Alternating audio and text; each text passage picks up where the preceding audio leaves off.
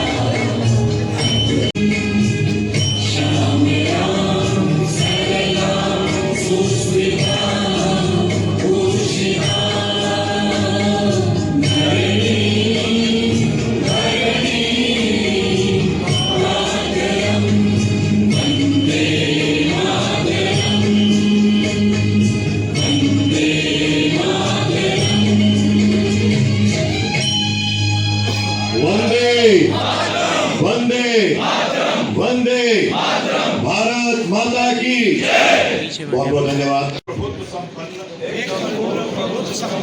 समाजवादी लोकतंत्रात्मक राज्य बनाने के लिए उसके समस्त नागरिकों को सामाजिक आर्थिक और राजनीतिक न्याय विचार अभिव्यक्ति विश्वास धर्म और उपासना की स्वतंत्रता प्रतिष्ठा और अवसर की समता प्राप्त कराने के लिए तथा उन सब में व्यक्ति की गरिमा और राष्ट्र की एकता और अखंडता सुनिश्चित करने वाली बंधुता बढ़ाने के लिए दृढ़ संकल्प होकर अपनी संविधान सभा में आज तारीख 26 नवंबर 1949 ईस्वी मिति मार्च शुक्ल सप्तमी संवत 2006 विक्रमी को एतद द्वारा इस संविधान को अंगीकृत अधिनियमित और आत्मार्पित करते हैं। भारत माता की जय।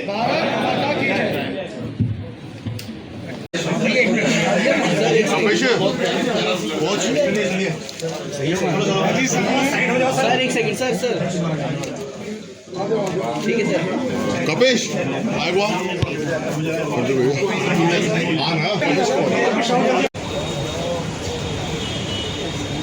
मैं गाड़ी के ऊपर चढ़ जाऊंगा, फिर पीछे कर लो मोबाइल।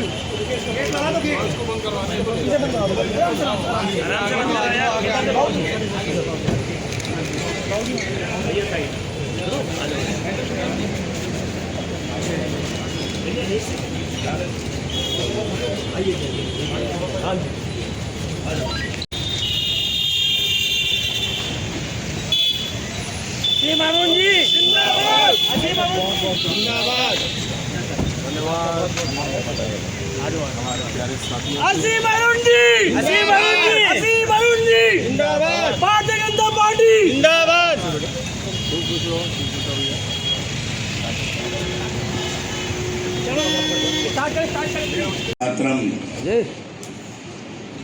के संबंध में इसका कैमरा कहाँ जा रहा है? आयोजित इस कार्यक्रम में उपस्थित उत्तर प्रदेश सरकार के मंत्री श्री असीम अरुण जी, पूर्व मंत्री भारतीय जनता पार्टी के पूर्व प्रदेश अध्यक्ष, राज्यसभा सांसद और मेरे अत्यधिक प्रिय साइडो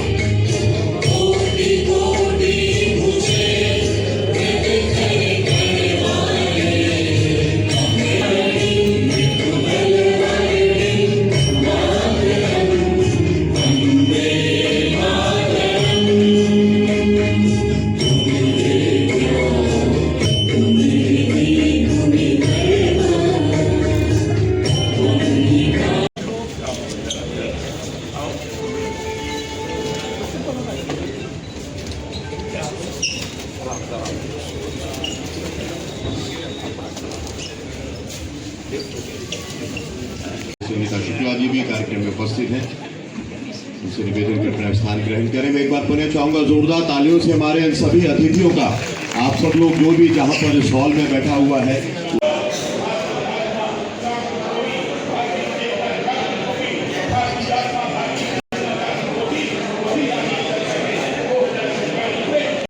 आदरणीय श्री लक्ष्मीकांत जी, आदरणीय अहलूवालिया जी, रसोई जी, और मंच पे और मंच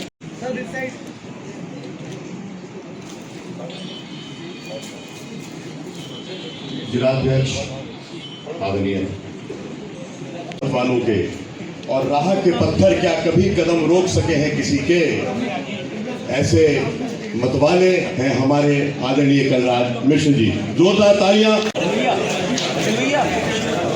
भैया पीछे से लो ना।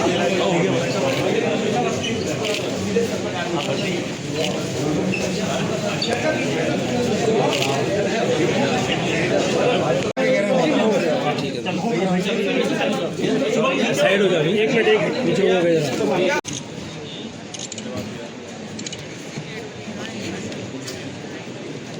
पागल को नीचे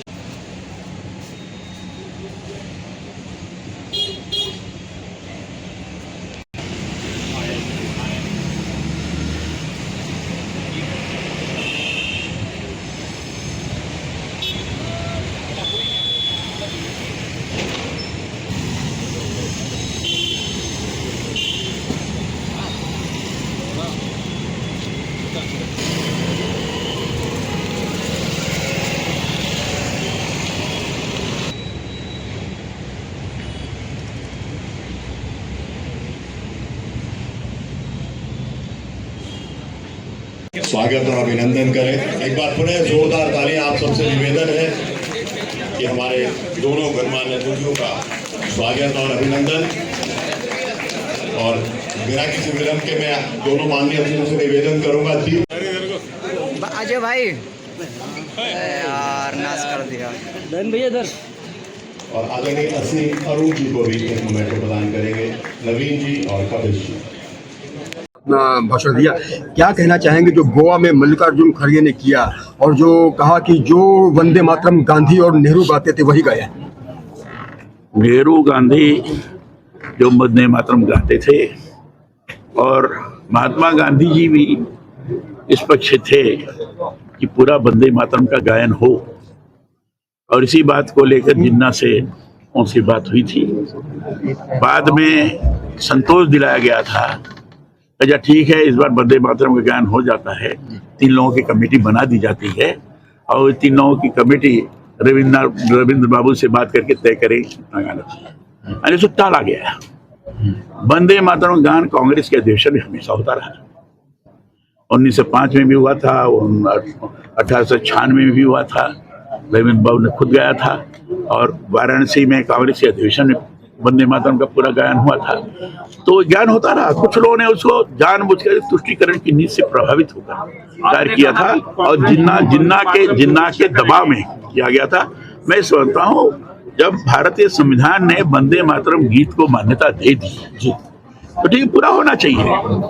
अगर 2 छंद उसको पूरा कर देना चाहिए था, पहले हो जाना चाहिए था, और इसलिए बहुत विलम्ब हुआ है। मैं वर्तमान सरकार को बधाई देना चाहूंगा। दूसरी बात, जो खड़गे साहब बोल रहे हैं जी, मैं समझता इस बात भाषा नहीं बोलना चाहिए। खड़गे साहब को पहले पूरे 6 छंद को पढ़ना चाहिए, उसका अर्थ भी समझना चाहिए। 100 छंद में भारत माँ का चित्रण है। कितनी भुजाएं हैं, अर्थात कितनी आबादी है, कितनी भुजाएं हैं, कितने मस्तिष्क है, क्या सोच है, विचार है। उसमें वैचारिक पक्ष को महत्व दिया गया है, उसमें आर्थिक क्षेत्र को महत्व दिया गया है, उसमें रक्षा के क्षेत्र को महत्व दिया गया है। अगर ढंग से खड़गे साहब इसको पढ़ते और फिर विरोध करते तो ठीक था। मुझे लगता है कि विरोध करके अच्छा नहीं कर रहे हैं। और मैं समझता हूँ कि राष्ट्रीय पार्टी इस तरीके से काम कर रही है जिससे आम लोगों को लगने लगा है कि ये तो भारत माँ के विरोध का काम हो रहा है, ये ठीक नहीं हुआ है।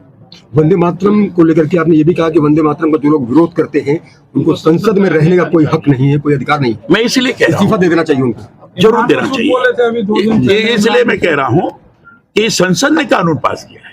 अब आपका बहुमत नहीं तो उसके लिए हम क्या करें? संसद में कानून पास हुआ है, बहुमत से कानून पास हुआ है।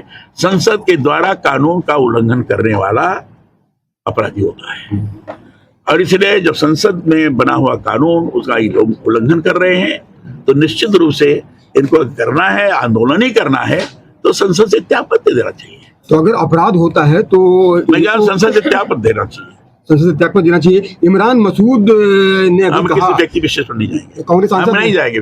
वंदे मातरम हमने बता दिया जो राष्ट्रीय, कह रहे हम खड़े तो हो जाएंगे लेकिन गाएंगे नहीं।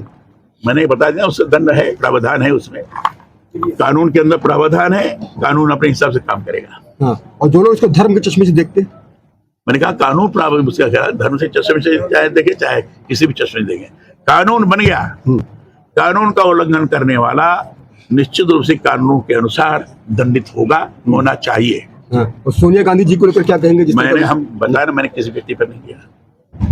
अच्छा सर, ये नया जो जेएनजी प्रोटेस्ट हुआ अभी, उसके बाद का जो सिनेरियो है पूरे देश में, तो क्या देख रहे हैं?